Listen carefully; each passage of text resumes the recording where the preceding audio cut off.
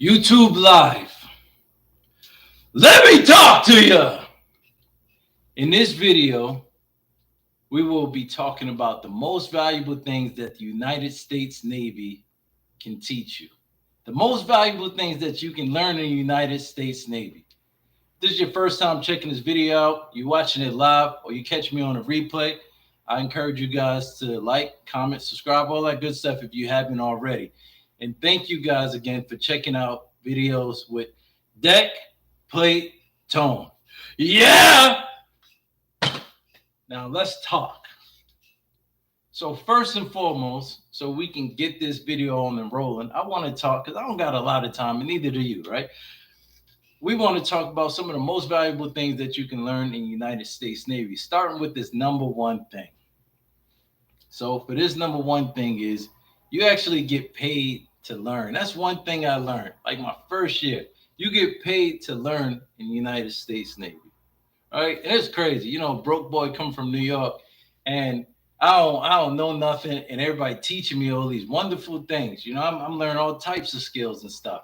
And then finally I go to school. I'm already getting paid in the Navy. This is what I call double dipping. Double dipping. Double dipping. I'm telling you. I went to school to learn how to be basically a travel agent. DTS, that's what you call it, Defense Travel System, something like that, right? To learn how to be an administrator, how to manage accounts and all that stuff. And I learned exactly how to like do all that stuff, like a travel agent. And I didn't know that, you get paid for it. I didn't even know the term per diem, right? So finally, it was a mysterious word to me, real spooky like. So I get back off my travel, and they said, "Hey, you got to do a travel claim." I'm like, "What the hell is that?" Right? I don't know nothing, by the way. I've never really even been out of New York. So I do the travel claim, and then one day I get paid. In the military, if you get paid and you're not expecting that money, you think you're in trouble. So I talked to my LP. I said, "Hey, I got this. I got this extra money. It was like $600-700 or something like that, right? It was like food for meals and incidentals. I didn't know anything about it." And they were like, "Yeah, you went TAD, you didn't spend your money for per diem, and now you get paid for it." I'm like, "Wait a second. So you mean to tell me, why did I get the money?" And they said, basically, "Dummy, anytime you go on travel, basically anytime you go to learn, you get paid. You get paid per diem. Granted, you don't spend the money." And so that's one thing I learned, that in the United States Navy, you get paid for learning stuff. That's crazy. That's one thing I always thought was amazing. Let's see. Another thing that I learned is leadership and management opportunities. They come real early in your career. What I mean by that is, check this out. I have another story. I want to say a couple years ago, a few years ago, it was like a brand new sailor, brand new to the Navy. She barely had any rank, and she was what's called our work center supervisor. Right, she was in charge of the maintenance of all of our equipment and stuff like that. I mean, in our shop, only thing we was in charge of was like, making sure we did maintenance on valves and like, basically air conditioners or FCUs and stuff like that. Things of that nature. Like breathing equipment and stuff. Nothing crazy. But she was the whole work center supervisor, right? And by the way, she out qualified me. I was like an E6. So I'm outranking this kid. This kid. I'm a little older than her, but I'm outranking her by at least 3 ranks. And when it came to maintenance, she was my boss. You know what I mean? All right, everybody else too. And don't get me wrong, I got super qualified before I left. But you get leadership opportunities so early in your career. I'll never forget that. Work center supervisor, E3, and I'm the E. What's she talking about? Okay, yeah, yeah. All right, I'm a whole E6, and she's a whole E3, and then she made E4. But she was the work center supervisor in charge of like 3, 4, 5, 6, 7 people. No, like about 8, 9 people, and she had that leadership and management opportunity soon as she joined the Navy. So that's one thing I learned, that you get those opportunities way early in your career. So anytime you're thinking about, all right, damn, do I get any opportunity to manage something or lead something? Yeah, it's true, man. And then as you become a leader, you can kind of make that decision yourself who you want to put in some kind of management or leadership position. And leadership really started up here. If you smart enough to get somebody to manage something, you can just put a label on it, call a manager or whatever. Or there's some programs specifically designed for management. So I don't know if you ever been in that situation, just let me know. Shout out to everybody that joined. Salute to you guys. Let me know where you're from, who are you, and all that good stuff, man. And why do you guys are here? Who is this? Who is this? John. Hey, what's up, man? I appreciate it. Appreciate it, John. Thank you, man. Salute to you, man. Don't forget to like my page, man, or like this video, man. I appreciate it. To keep more videos like this coming, man. Let me know that you guys like this stuff so I can make more of these things. All right. Another thing that I learned in the United States Navy, yeah, is the learning discipline. Let me tell you something, right? I appreciate that, John.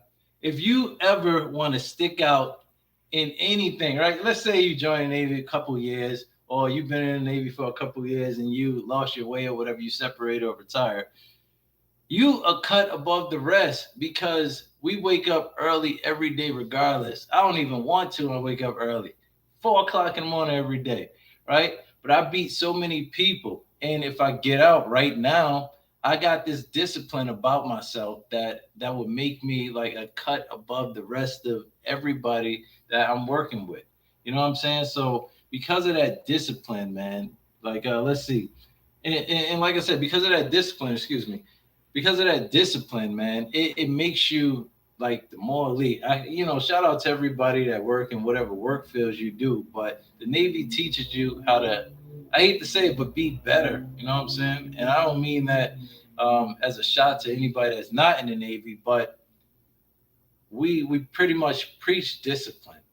And as you know, if you don't have discipline, and you do have discipline, the guy that don't have discipline, he never beats the guy that has discipline. It's just no way. And that's really true whether or not you in the Navy or not, right? And honestly, you could be in the Navy and not have discipline. Let's not get it twisted. There's a lot of people in the Navy that do have discipline, but it's the select few, one, two, that just don't have that discipline. You know what I'm saying? So, but I'll tell you, once you learn that, you're cut above the rest. And if you guys are here, like on a replay and stuff like that, at this point, I ask you guys to like this video. Let me know so I can bring more stuff out like this. I got a lot of ideas that I'm coming and bringing to make sure that you guys are informed, especially for my friends and family that want to know what it's like, what my life is like. So hopefully this is informative for you guys, and hopefully it's a good video for you guys. All right. Another thing I learned in the United States Navy that's been really helpful, and it's been good during the good times and the bad times. We learned this camaraderie thing. I ain't never hear about that word till I joined the Navy. I said, "What the hell is camaraderie?" You know what I'm saying? The other day, me and a group of my peers, we went out to the baseball game. We worked the Brewers. The Brewers were playing against somebody, right, up in Wisconsin. Can't even remember the name of the field. Brewers Stadium, right? We worked concessions, and we had a good time. It's people that I don't normally hang out with, but we were all together, all one team, one fight, and we was joking. We was selling a whole bunch of nachos. We was like, talking to a whole bunch of people, but then we was talking among each other and mingling among each other. And it said like with that situation, I said, damn, these guys are actually pretty cool. They're like my brothers, honestly, and from those situations we got more tight. Whereas let's say you're working at Home Depot and stuff. You guys don't really have to see each other until you come to work again, right?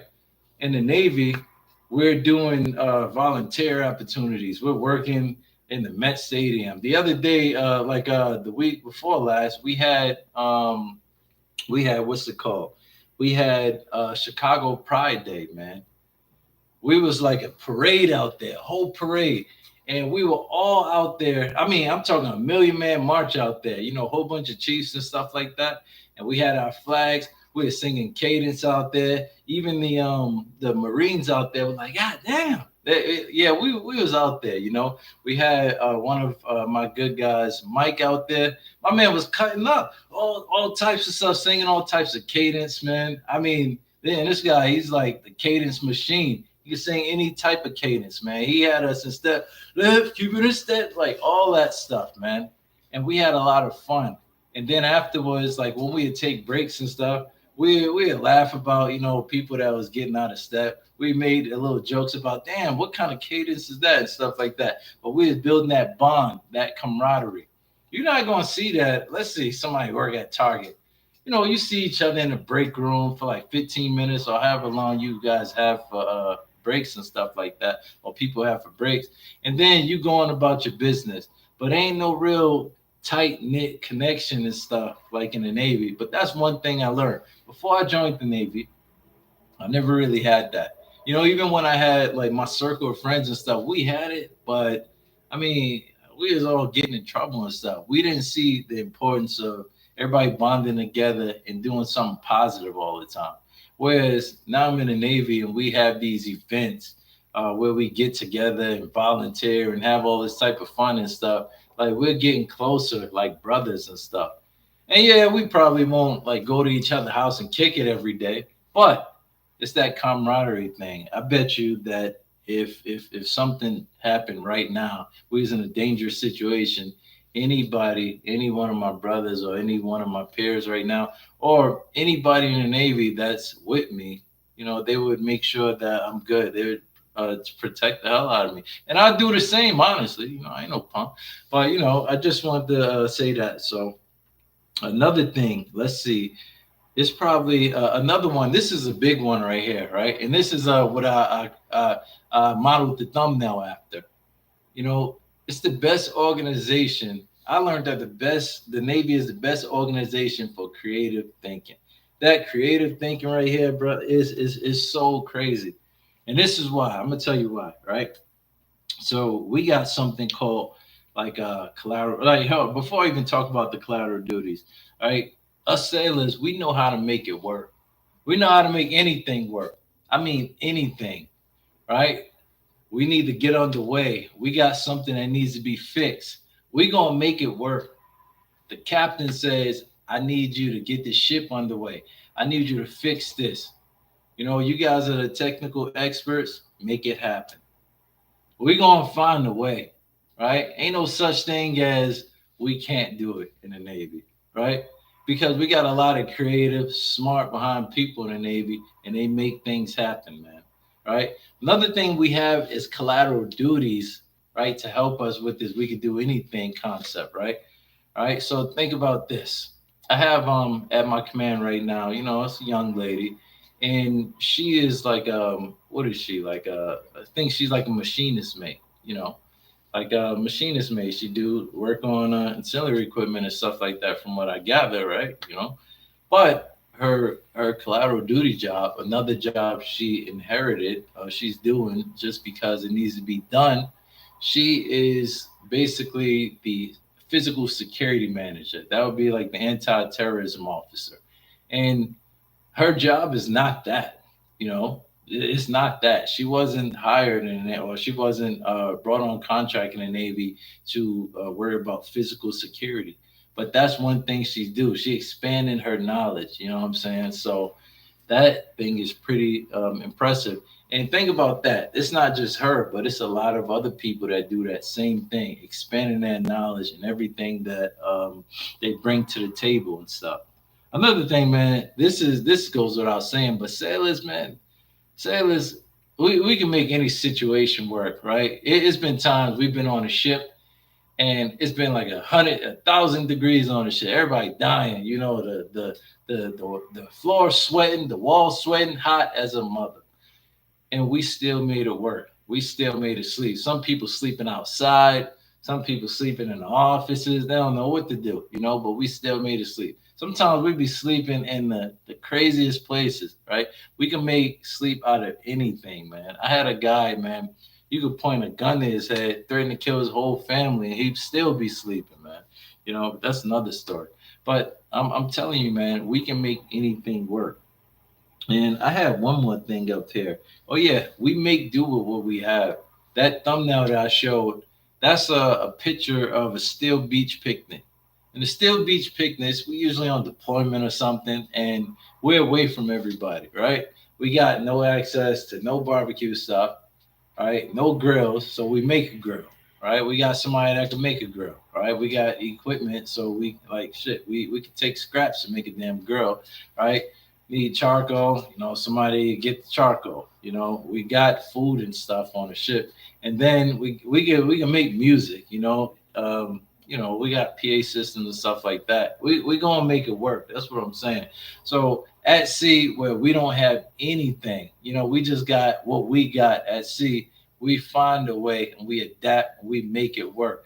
Now, next thing you know, we got a barbecue out here. It's damn near like a beach party or something, like on the ship. It's called the Steel Beach Picnic. Everybody chilling. You got good barbecue. You got hot dogs. You got steaks. You sometimes got lobster. All this stuff out there. And it's like, how the hell do we make that work? We make it work because that's what we do. We adapt, right? That's one thing I learned in the Navy. We're gonna adapt, right? Things will happen, circumstances gonna be all around us. We're gonna be at sea sometimes on deployment or whatever, but we're gonna make it work, right? Because I mean that's giving us that good quality of life right there. And we need that. And sometimes, the world get a vote on what we do, but we still need that balance, right? So we make it work. Captain say, "Hey man, you know what? We need to have a barbecue. You know what? We need to go fishing, man. All right, you know what? We need to play some volleyball. All right, we want a swim call. You know what I'm saying? Some of the shits we open a certain dock up, and then hey, everybody's swimming and stuff. You know what I mean? Like we be having swim calls, all that stuff. We make it work, man. We make anything work. What's else? What else? In the Navy, I've learned that it forces you to grow. It forces you to challenge yourself, or it forces you to be challenged. This is what I mean. So everybody that makes rank to the next higher pay grade, right? They got the potential to be that rank. When they're recommended for that promotion, and then they make that promotion, now you got a whole bunch of responsibilities that you probably didn't have before, and right off the bat, you expected to perform, right? You really forced to perform, right? It's like I just gave you this new responsibility. Make it happen, right? When people put on chief and stuff like that, or when people make the next pay grade, they don't people when they see you, they don't give a damn you just made the next rank. You can't, oh, I just made it, so I don't know nothing yet. No, they just see the next pay grade. So now they're expecting you to know all this stuff. And yeah, sometimes you're gonna slip, bump your head. People gonna be like, "Wow, this guy is stupid, man. I don't know nothing." But those circumstances, it challenge you. It cause you to stretch yourself real crazy. And then people demand that stuff of you too. So you not. It's not like you're just gonna say, "All right, well, I don't know this, or I don't know that," and that's it. Nah, people going, "Oh, hold up, man, hold up." They gonna get you squared away, man. So I thought that is pretty decent, man. It forces you to grow, man. So that's one thing I learned in the United States Navy. It will force you to grow. Trust me on that. And the last thing that I think one thing I've learned from the Navy. Listen up. This one thing I learned from the Navy. Anybody can be anything. Anybody can be anything. I swear, anybody can be anything. Anybody can be anything. Anybody can be promoted. Anybody can get a chance to do whatever the hell they want to do. You don't believe me? I got a video. Check that video out. And it's something like anybody be promoted. But I'm telling you, anybody can be promoted to any goddamn rank. Right? It's about your paperwork in a way. It's about your record in a way. And then it's about what people say about you. If you do your job and do what you got to do, and you hitting all those wickets and stuff, trust me, I mean, the higher you go and stuff, and the more you learn in the Navy, you be seeing people and you like, how the hell did they make it? Because anybody can make it. Anybody can be anything. You know what I'm saying? Really, I'll tell you a secret, man. Every single one of those people, whether or not you think they're capable or they're not capable, they all got something. They got grit. Some people, whatever their motivation is, they keep on going until they get that wrinkle. They make it.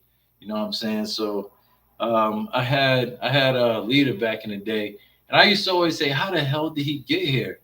And I remember one day he was in office, and he's like, "I don't know how I get here." I mean, yeah, he's sound like an idiot saying it, admitting it to everybody, but he worked really hard to get where he was. He went on the deployments he needed to get on. He did the things he needed to. Whether or not he knew he was doing it consciously, he still did it. And then he got promoted for it. Right? I mean, he got fired, but he still did it. I think, and maybe he achieved whatever he got the bad way. If you achieve things the bad way, you sow in your own seeds for destruction. So anytime you in the Navy or any organization, really, right? If you cutting corners, if you doing stuff the wrong way, you think you're getting away with murder, you're just sowing your seeds for destruction. I'm telling you, man. I know because it happened to me a lot of times. You know what I'm saying? And every time things happen to me, I used to always be like, why me? But I knew why, but sometimes you just want people to pity you, you know what I'm saying? So, but that's all I have regarding that stuff. This video, like I said, I just wanted to do a quick video with you guys. I'll be pushing them out, man. I'll be pushing those videos out. I got another one coming up this week, and then I'm working on editing a video for what where to go to eat in Yokosuka. So shout out to all you guys, man. I hope that you guys check out my next one. Watch this video all the way to the end, just like my other videos, and I really appreciate you guys. I might slice and cut this one up, and you should see another video out either a couple of days from now, and then another one out by Sunday. I've been really busy, but I've been trying to get my stuff out as fast as possible, man. But salute to all you guys that have been checking out everything I got to do. Thank you guys for all the support, all the subscribers. Make sure you subscribe to my page. I'm close to 100, and I mean I'm close to 500, and I really appreciate it if you guys continue to like, continue to subscribe, and then tell somebody about it, man. People have been running to me like, "Oh, I saw you on YouTube, Chief. Give me a charge," So it's been pretty cool, man. But no further entries this page. I'm out, man. Deckplate Tone is out. Salute to all y'all guys. Thank you.